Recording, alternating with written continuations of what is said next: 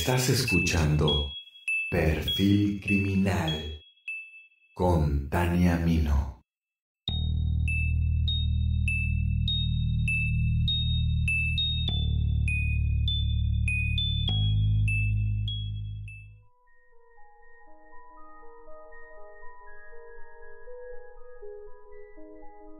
¿Cuántas veces hemos escuchado que la crianza efectiva funciona con mano dura?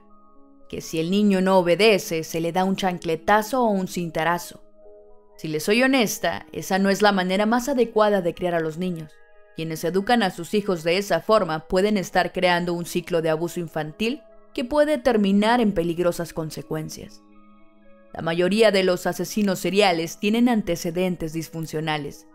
Comúnmente se sabe que fueron abusados de niños, ya sea física, sexual o psicológicamente.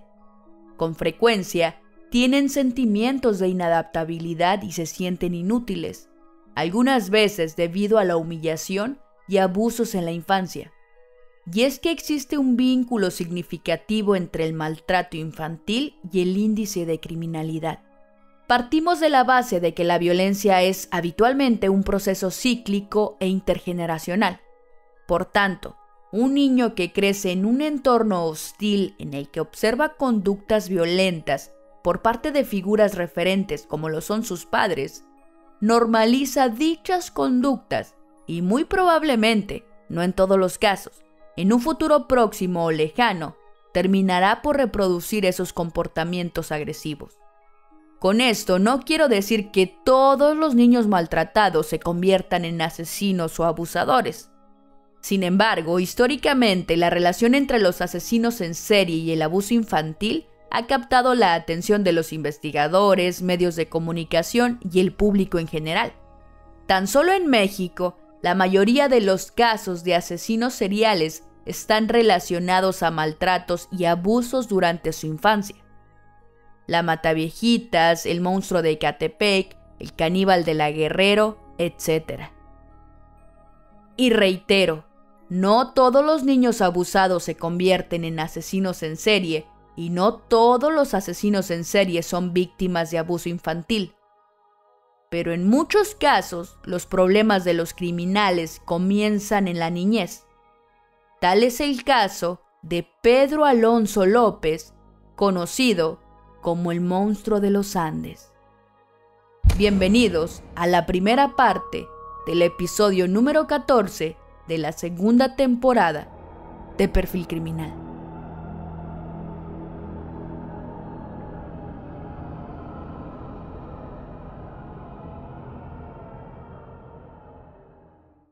Nos trasladamos a Santa Isabel, un municipio del Tolima en Colombia. Corría el año 1949 durante el periodo de la violencia, uno de los periodos más conflictivos de la historia colombiana, con una suma de muchas y variadas violencias, políticas, sociales, económicas y religiosas. Distintos lugares estuvieron envueltos en una confrontación bipartidista que dejó cerca de 200,000 muertos.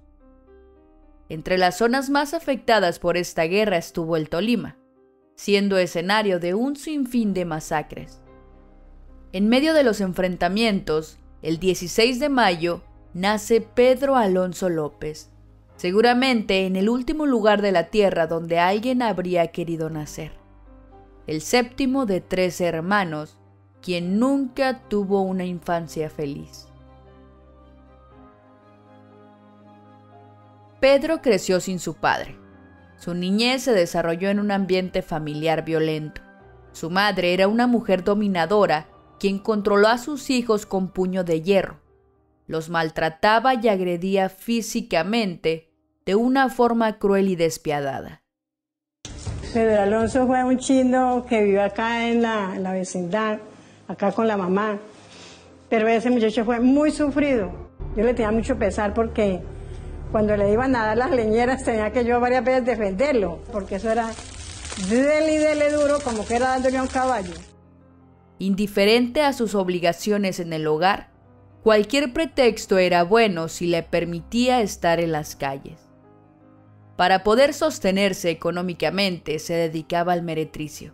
llevando a sus clientes a casa con el fin de brindar sus servicios. Era un hogar pequeño, en una sola habitación vivían los 3 hermanos y la madre. Al llevar a sus clientes, solo una cortina separaba a los niños del acto sexual, escuchando los gemidos y palabras obscenas que la pareja manifestara, lo que causó que Pedro prefiriera salir de su hogar y deambular por las calles colombianas. No fue una crianza normal de una mamá porque les pegaba mucho, les daba con palos de escoba, los tiraba contra la pared. Sí, eso sí, le daba muy duro. Ush, demasiado, digo yo que le daba. Según reportó Pedro y la indagatoria tomada por él, les temía a las mujeres por culpa de su madre, quien lo agredía múltiples veces, por lo cual el único acercamiento a una mujer era por medio de revistas pornográficas. A los 8 años, su madre lo sorprendió en un intento de tener relaciones sexuales con su hermana menor, lo cual causó que lo echara. Lo amarró y le metió candela por los pies. Entonces parece que él se fue a raíz de ese castigo severo que le infligió la mamá. Y de ahí fue que se desordenó totalmente. Así es como Pedro comienza a vagar sin rumbo fijo por las peligrosas calles, explorando lugares y barrios a los que nunca había llegado. En 1957, Pedro fue encontrado por un anciano quien le ofreció techo y comida en su hogar. No podía creer en su suerte y rápidamente aceptó la oferta con fe ciega. No obstante, era algo demasiado bueno para ser auténtico. Al entrar a la casa del hombre, este lo golpeó, le quitó la ropa y abusó de Pedro, siendo el inicio de varios días encerrado, violentado y abusado por el hombre. Sin embargo, fue soltado al pasar algunas semanas. No sería la última vez que fuera abusado por extraños en las aceras y lugares abandonados donde solía tumbarse a dormir. Y esto convierte a Pedro en un niño muy temeroso. Durante el día se esconde donde nadie le pueda encontrar y tan solo sale de forma esporádica a buscar comida entre la basura. Ha pasado ya 1 año desde que Pedro vaga por los suburbios de su ciudad y decide cambiar de aires. Sin rumbo fijo, acaba en la ciudad de Bogotá, donde por un tiempo cambiará su suerte. Un ciudadano americano se apiada de él y lo ampara en su familia. Quizá estos serían los mejores años de su vida. Pedro tiene casa, comida e incluso ingresa a la escuela. Pero pocos años después, a la edad de 12 años, un maestro del colegio le agrede sexualmente de nuevo y los miedos retornan a él, lo que desencadenó más ira hacia la sociedad, causando que Pedro atracara el colegio y robara dinero, escapándose también de su nuevo hogar.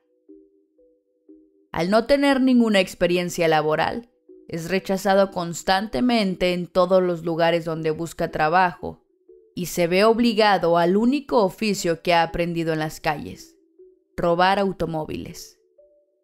No tarda en convertirse en uno de los ladrones más habilidosos en su campo, llegando a convertirse en un delincuente admirado por los aprendices y muy solicitado por los que controlan el negocio. También conoció las drogas y empezó a consumir desde temprana edad. Cuando tiene 18 años, sus habilidades no evitan que sea apresado y condenado a 7 años de prisión. Tan solo 2 días después de haber ingresado a la cárcel, es violado por 4 presos mayores que él. En el siguiente ataque, se juró a sí mismo que nadie lo tocaría de nuevo. En venganza, construyó un cuchillo con los utensilios de la prisión y 2 semanas más tarde, cumple su venganza y asesina a cada uno de los 4 hombres que lo habían ultrajado. Algunos reportes mencionan que los apuñaló incesantemente, Otros dicen que los degolló y también mencionan que los estranguló después de un forcejeo. Las autoridades juzgaron el caso como defensa propia y no por el cargo de asesinato. Simplemente se le agregó un adicional de 2 años a la condena inicial. La prisión combinó con sus penalidades previas un daño irreparable a la mente de Pedro y pareció haber sido empujado a transformar su mente. Aunado al abuso físico y mental que soportó en las manos de su madre durante años, había crecido temeroso de las mujeres. Como mencioné, la comunicación con ellas era impracticable y satisfacía sus deseos con libros pornográficos y revistas. En su mente, su madre tenía la culpa de todo el sufrimiento de su vida y del dolor que habitaba en su corazón. Sale de prisión en 1978 y entonces un rencor que envolvía a Pedro emergió de él para convertirse en la pesadilla de un sinfín de inocentes víctimas. Al salir, comenzó a vagar por el sur de las calles de Bogotá, llegando a la cascada El Salto del Tequendama, ubicada a las afueras de la ciudad. En ese lugar se encontró con una niña de tan solo 10 años y, controlado por un oscuro impulso, la atacó violentamente, la golpeó y la ultrajó. Entre gritos, lamentaciones y llantos, culminó su fatídico acto cuando la estranguló. Es así como nace el monstruo de los Andes, y desde ese momento comenzaría una historia cruel y sangrienta con la primera de más de 300 víctimas de entre 7 y 13 años que se le atribuyen. Las siguientes víctimas fueron apareciendo sistemáticamente en las poblaciones que se tejen a lo largo de las carreteras que llevan al sur de Colombia. Un día en un pueblo, al día siguiente en otro. Se había convertido en un verdadero depredador, en un asesino que va dejando víctimas regadas por miles de kilómetros. Bogotá, El Espinal, Neiva, Popayán, Ipiales, en el Nariño, el departamento fronterizo con Ecuador. Y ahí comenzaría su ruta internacional de asesinatos. Quédate conmigo para escuchar la segunda parte del escalofriante relato de quien hasta hace unos años era el mayor y despiadado asesino serial de la historia de la humanidad. Te contaré sobre sus más de 300 víctimas, las fosas clandestinas que él ayudó a encontrar, su perfil criminológico, cómo fue su aprehensión y hasta su liberación. Gracias por escuchar hasta el final. Mi nombre es Tania Mino y esto fue Perfil Criminal. Nos escuchamos en la segunda parte de la escabrosa historia del monstruo de los Andes.